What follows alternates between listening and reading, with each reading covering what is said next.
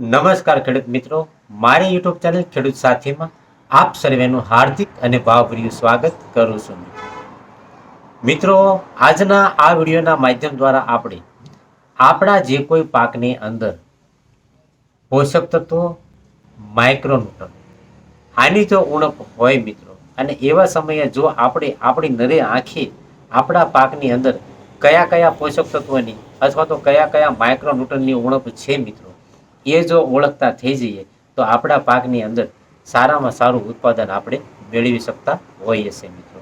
તો મિત્રો, આજના આ વિડીયોના માધ્યમ દ્વારા આપણે આપણા કોઈ પણ પાકની અંદર કયા કયા પોષક તત્વોની ઉણપ છે મિત્રો, અને એના કેવા કેવા આપણા પાકની અંદર લક્ષણો હોય છે મિત્રો, એના વિશે આજે આપણે ચર્ચા કરવાના છીએ મિત્રો. અને અંતે આવી રીતે આપણા પાકની અંદર આપણે જો પોષક તત્વોની ઉણપને ઓળખતા થઈ જશું અને યોગ્ય સમયે જો આપણે આપણા પાકની અંદર પોષક તત્વોની પૂર્તિ કરશું મિત્રો, તો સારામાં સારા પરિણામો પ્રાપ્ત થશે અને અંતે આપણા ઉત્પાદનમાં વધારો થશે મિત્રો. તો મિત્રો, સૌથી પહેલાં તો આપણે જોઈએ તો આપણા પાકની અંદર 17 પોષક તત્વોની જરૂર પડતી હોય છે મિત્રો. એના જીવનકાળની દરમિયાન જો આપણે આ 17 પોષક તત્વોની જે સમયે જરૂર પડતી હોય છે અને એ સમયે જો આપતા થઈ જશું મિત્રો, તો સારામાં સારા પરિણામો પ્રાપ્ત થશે મિત્રો. તો મિત્રો, સૌથી પહેલાં તો આપણે આપણા પાકની અંદર જો નાઇટ્રોજનની ઉણપ હોય મિત્રો, તો આ નાઇટ્રોજનની ઉણપ આપણે કેવી રીતે પારખવી અને એની કેવી રીતે આપણે ટ્રીટમેન્ટ કરવી, એના વિશે આપણે ચર્ચા કરવાના છીએ મિત્રો.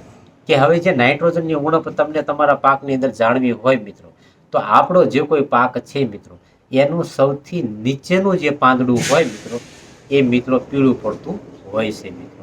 એટલે આપણે સમજી જવાનું કે આપણા પાકની અંદર નાઇટ્રોજનની ઉણપ છે મિત્રો.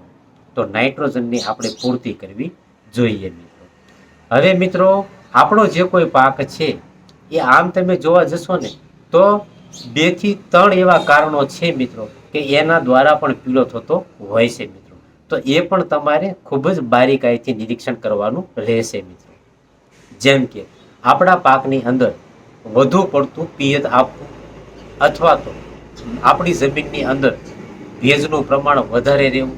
પછી બીજા નંબર ઉપર જોઈએ મિત્રો તો કોઈ પણ રોગનું કે ફૂગનું એટેક હેવી થવું, એના દ્વારા પણ આપણો પાક પીળો થતો હોય છે મિત્રો. અને ત્રીજા નંબર પર જોઈએ તો નાઇટ્રોજનની ઉણપ મિત્રો. હવે મિત્રો, આ જે 2-3 કારણો છે એમાં હકીકત નાઇટ્રોજનની ઉણપ છે એવું જો સાબિત કરવું હોય મિત્રો, તો આપણે આપણી જે કોઈ ખેતર કે વાડી છે મિત્રો, એમાં પૂરેપૂરી જગ્યા પર નજર નાખવાની છે મિત્રો. હવે આખી વાડીની અંદર જો તમને નીચેના પાન પીળા દેખાતા હોય મિત્રો, તો સમજી લેવાનું કે આપણા પાકની અંદર નાઇટ્રોજનની ઉણપ છે મિત્રો. હવે જો પાણી દ્વારા જો પીળાશ થઈ હોય મિત્રો, તો જે જગ્યાએ પાણીનો ઓવરડોઝ થયેલો હોય એવી જગ્યાએ કુંડાળી પડેલી હશે મિત્રો, કે એટલી જ કુંડાળીની અંદર પાન પીળું થયેલું હશે મિત્રો. અથવા તો કોઈ રોગ કે જીવાતના લીધે જો આપણો છોડ પીળો થતો હોય મિત્રો, તો એનું પણ કોઈ પણ ખૂણેથી કે કોઈ પણ ગુંડાળીમાં પાન પીળું થતું હશે મિત્રો, તો એ પ્રમાણે તમારે ટ્રીટમેન્ટ કરવાની રહેશે મિત્રો. અને આમ તમે જોવા જાઓ તો આપણા પાકની અંદર જે નાઇટ્રોજન છે મિત્રો, એ નાઇટ્રોજનની જો ઉણપ થાય તો આપણા છોડનો વૃદ્ધિ વિકાસ અટકી જશે. અને એની સાથે સાથે આપણા પાકની અંદર જે ક્લોરોફિલની પ્રક્રિયા થાય છે એમાં મિત્રો રોગ લાગી જશે અને પ્રકાશ સંશ્લેષણની ક્રિયા અટકી જશે, જેના થકી આપણા પાકમાં નવી ફૂટ કે સારો એવો વૃદ્ધિ વિકાસ થતો નથી મિત્રો. તો આવી રીતે નાઇટ્રોજનની આપણે ઉણપ હોય તો સારી એવી પૂર્તિ કરતા હોઈએ છીએ મિત્રો. હવે આપણા પાકની અંદર જો હેવી એટેક હોય, મતલબ કે આપણા પાકની અંદર જો વધારે પ્રમાણમાં નાઇટ્રોજનની ઉણપ દેખાતી હોય મિત્રો, તો પાયાની અંદર યુરિયા ન નાખવું જોઈએ. ઉપરથી તમારે છંટકાવમાં નેનો યુરિયાનો ઉપયોગ કરવો જોઈએ મિત્રો. અથવા તો યુરિયાની બેગ લાવેલા હોય મિત્રો તમે, તો લગભગ 80 થી 100 ગ્રામનો પ્રતિ પંપની અંદર ગોળ બનાવી અને તમે છંટકાવ કરશો તો સારામાં સારા પરિણામો પ્રાપ્ત થશે મિત્રો. હવે બીજા નંબર ઉપર જોવા જઈએ તો ફોસ્ફરસની ખામી મિત્રો. તો આપણા કોઈ પણ પાકની અંદર જો ફોસ્ફરસની ખામીને આપણે પારખવી હોય મિત્રો, તો ફોસ્ફરસની ખામીમાં પાન છે મિત્રો એ બદામી અથવા તો રીંગણી કલરના થઈ ચૂક્યા હોય છે મિત્રો. તો જો આપણા પાકની અંદર જે કોઈ પાન રીંગણી કલરનું થતું હોય તો સમજી લેવાનું કે આપણા પાકની અંદર ફોસ્ફરસની ખામી છે મિત્રો. તો ફોસ્ફરસની ખામી જો તમારે દૂર કરવી હોય તો પાયાની અંદર તમારે ડીએપી અથવા તો એસએસપીની સારામાં સારી પૂર્તિ કરવી જોઈએ મિત્રો. હવે મિત્રો ઊભા પાકની અંદર જો તમે ફોસ્ફરસની ખામી હોય અને તમે એમાં ડીએપી છે કે એસએસપી ખાતર છે એ જો તમે આપશો તો મિત્રો હકીકત ડીએપી કે એસએસપી એટલે કે ફોસ્ફરસ પાણીમાં ઓગળતા થોડોક સમય વધારે લાગે છે મિત્રો. અને આપણા પાકને ઇન્સ્ટન્ટ રિઝલ્ટ જોઈતું હોય મિત્રો તો વોટર સોલ્યુબલ ખાતર જે આવે છે મિત્રો જેવા કે 1261 છે મિત્રો, અથવા તો એના ઓપ્શનમાં તમારે વાપરવું હોય તો 05234 પણ વાપરી શકો મિત્રો. 1261માં 12% નાઇટ્રોજન અને 61% ફોસ્ફરસ રહેલું છે મિત્રો. 05234ની અંદર 52% ફોસ્ફરસ અને 34% પોટાશ રહેલું છે મિત્રો. તો આ બંનેમાંથી કોઈ પણ એક તમે સ્પ્રે દ્વારા આપણા પાકની અંદર ફોસ્ફરસની પૂર્તિ કરાવી શકો છો. હવે મિત્રો ત્રીજા નંબર ઉપર જોવું હોય તો આપણા પાકની અંદર જો પોટાશની ઉણપ હોય મિત્રો તો આપણો જે કોઈ પાક છે મિત્રો એ પાંદડાની કોર હશે ને એ કોર આપણે કેમ કોઈ પ્રકારે સળગાયું હોય અને દાઝી ગયું હોય એના જેવું પાંદડું થઈ ચૂક્યું છે મિત્રો તો પોટાશની કમી હોઈ શકે છે મિત્રો.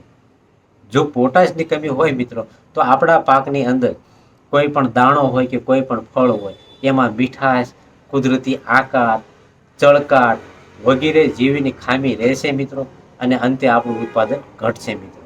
તો પોટાશની જો ખામી તમારે પૂર્ણ કરવી હોય મિત્રો તો પાયાની અંદર એમઓપી પણ તમે આપી શકો છો. જો તમે પાયાની અંદર એમઓપી આપ્યું હોય અને ઓછા પ્રમાણમાં આપ્યું હોય અને ઊભા પાકની અંદર જો તમને પોટાશની ઉણપ દેખાતી હોય મિત્રો તો પોટાશની ઉણપ દૂર કરવા માટે 13-0-45 અથવા તો 0-0-50નો પણ તમે ઉપયોગ કરી શકો છો મિત્રો.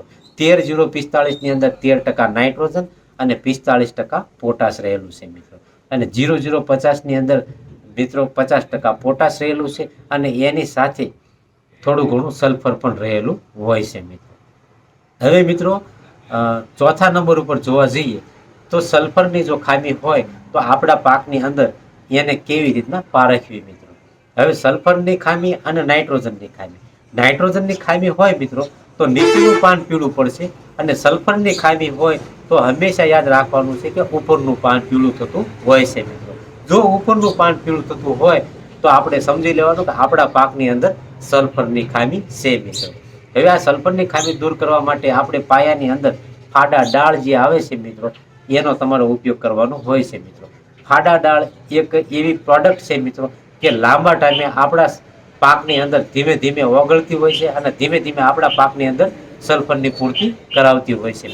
જો તમે પાયાની અંદર એના જે કોઈ માપ કે જે કોઈ પ્રમાણ હોય એ પ્રમાણે તમે જો ફાડા ડાળ આપેલી હશે મિત્રો તો ઊભા પાકની અંદર સલ્ફરની પૂર્તિ કે સલ્ફરની ઉણપ નહીં આવે મિત્રો. હવે ઊભા પાકની અંદર જો તમારે મિત્રો સલ્ફરની ઉણપ આવેલી હોય તો સલ્ફર 80 કે સલ્ફર 90% દ્વારા આપણા પાકની અંદર સલ્ફરની પૂર્તિ કરાવવાની હોય છે મિત્રો.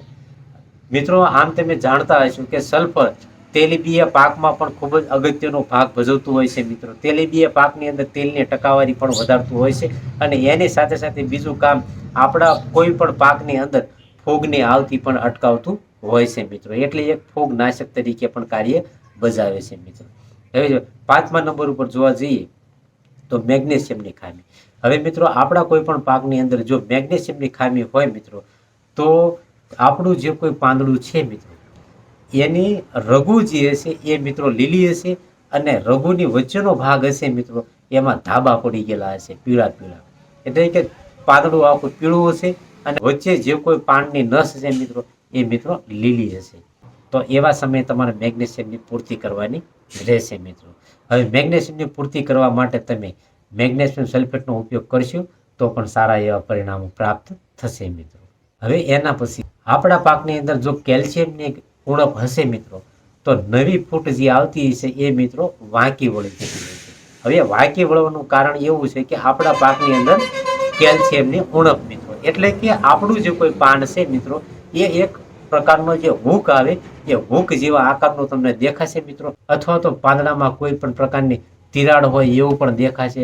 પાંદડું યોગ્ય આકારમાં નહીં દેખાય મિત્રો, પાંદડાની સાઇઝ નાની રહેતી હોય એવું દેખાશે, તો મિત્રો સમજી લેવાનું કે કેલ્શિયમની ઉણપ છે મિત્રો. તો કેલ્શિયમના ઉણપ માટે આપણે કેલ્શિયમ નાઇટ્રેટનો પણ ઉપયોગ કરવાનો છે મિત્રો.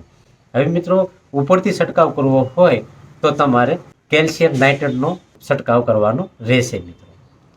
પરંતુ ખાસ તમારે યાદ રાખવાનું છે કે કેલ્શિયમ નાઇટ્રેટ તમારે ફોસ્ફરસ યુક્ત ખાતર જેમ કે ડીએપી છે કે એસએસપી એવા ખાતરો સાથે મિશ્રિત કરવાનું નથી મિત્રો. જો તમે મિશ્રણ કરશો તો એ એક પ્રકારનો લઠ્ઠો બની જશે અને આપણા પાકને એની પૂર્તિ નહીં થાય મિત્રો. તો એ પણ તમારે ધ્યાન રાખવાનું છે મિત્રો. હવે મિત્રો આગળ આપણે જોશું ઝીંકની ઉણપ હોય તો આપણા પાકની અંદર કેવા પ્રકારના ફેરફારો હોય છે મિત્રો. હવે ઝીંકની ઉણપ હોય મિત્રો તો ઝીંકમાં આપણો જે કોઈ પાક છે એનું પાંદડું હોય એ પાંદડામાં નાના નાના લાલ કલરના ડોટ હોય છે મિત્રો. હવે આ જે નાના નાના લાલ કલરના ડોટ હોય મિત્રો તો આપણે સમજી લેવાનું એટલે કે આપણા પાકના વચ્ચેના ભાગની અંદર અને નવી જે ફૂટ આવતી હોય એની અંદર લાલ લાલ ડોટ હોય છે મિત્રો. હવે આ જે ડોટ હોય છે મિત્રો તો સમજી લેવાનું આપણા પાકની અંદર ઝીંકની ઉણપ છે મિત્રો. ઝીંકની ઉણપ હોય તો મિત્રો તમે પાયાની અંદર ઝીંક સલ્ફેટ પણ આપી શકો છો અને ઊભા પાકમાં જો ઝીંકની ઉણપ હોય તો તમે ચિલેટેડ ઝીંકનો પણ ઉપયોગ કરી શકો છો મિત્રો, જેનાથી તમને સારામાં સારા પરિણામો પ્રાપ્ત થશે મિત્રો. પરંતુ યાદ રાખવાનું છે કે ફોસ્ફરસ સાથે ઝીંકનો તમારે ઉપયોગ કરવાનો નથી મિત્રો. હવે એના પછી આમ જોવા જઈએ મિત્રો તો આયરનની કમી. હવે આયરનની જો કમી હોય મિત્રો તો આયરન દ્વારા આપણો જે કોઈ પાક છે એનો જે નવી ફૂટ આવતી હોય એ નવી ફૂટ તમને સફેદ કલરની જોવા મળશે મિત્રો અને એની જે રગો હશે એ રગો લીલા કલરની હશે મિત્રો. પણ જો આયરનની વધારે પડતી ઉણપ હશે મિત્રો તો આખે આખું જે નવું પાન આવે એ નવું પાન તમને સફેદ કલરનું જોવા મળશે, એમાં રગો પણ સફેદ થતી હોય છે અને ધીમે ધીમે સુકારા તરફ આપણો પાક જતો હોય છે મિત્રો. તો એની ઉણપ દૂર કરવા માટે તમારે મિત્રો ફેરસ સલ્ફેટનો ઉપયોગ કરવાનો છે મિત્રો. હવે મિત્રો આ જે ફેરસ સલ્ફેટ છે એની સાથે તમે લીંબુનો રસ એટલે કે સાઇટ્રિક એસિડ જો તમે ઉપયોગ કરશો મિત્રો તો સારામાં સારા પરિણામો પ્રાપ્ત થશે મિત્રો. હવે મિત્રો એના પછી તમે બોરોનની ઉણપ આપણા પાકની અંદર કેવા પ્રકારે જોવા મળે છે મિત્રો એ પણ આપણે જાણીએ મિત્રો.